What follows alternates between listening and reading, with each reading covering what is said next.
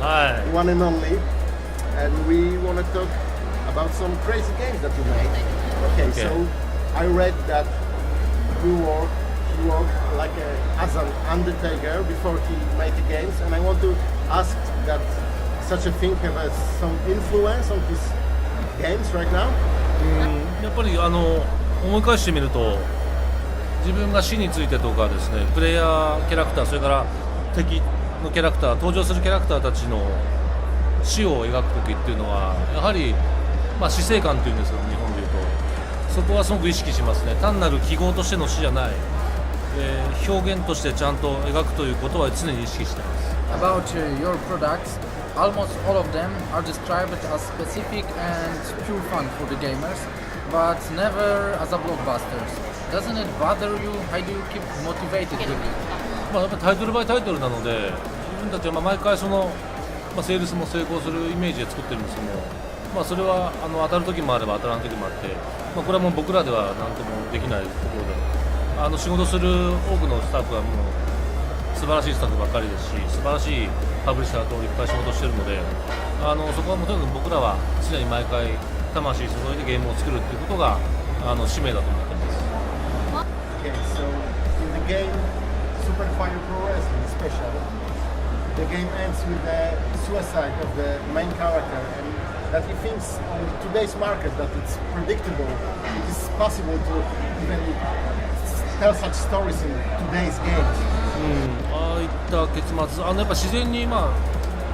タイトルは僕は初めて脚本書いたんですね。やっぱ自然とエンディングになって、もともとマルチエンディングだったものがやっぱり主人公の運命とは一つであるべきだっていうことで決断してエンディングを選んだんですけども、僕自身もまたライティングするときに、脚本書くときにまたああいう一人の男の物語っていうのは書いてみたいと思いますし、この時代だからこそという感覚はあるかな、ないかな、ちょっとわからない。Okay, so when you are creating the female characters in your games, from where you have inspiration for it and work with Jessica Nigro, is it fun or not? そうですね、自分が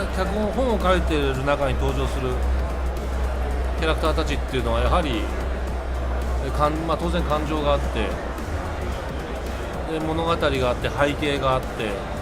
そういったことをイメージしながら書くんですよ。だから単なるゲームの中のキャラクターではなくて、一人の人間として存在する、女性として描くということをやっぱ努めてるので、なんていうのかな、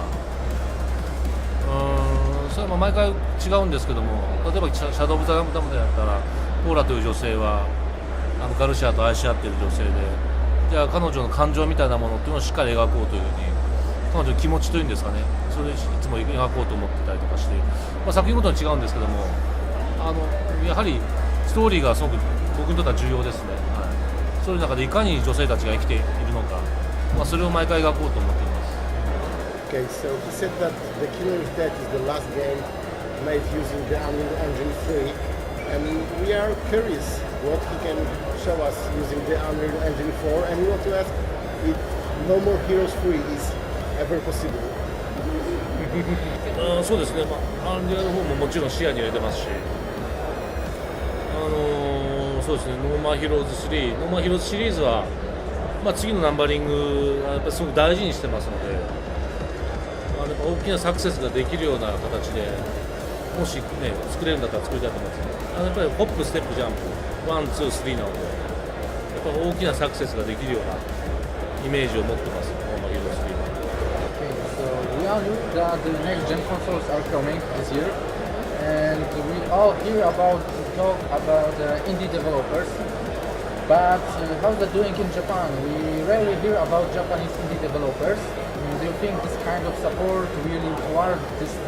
Japanese type of games to the bigger audience in the US especially?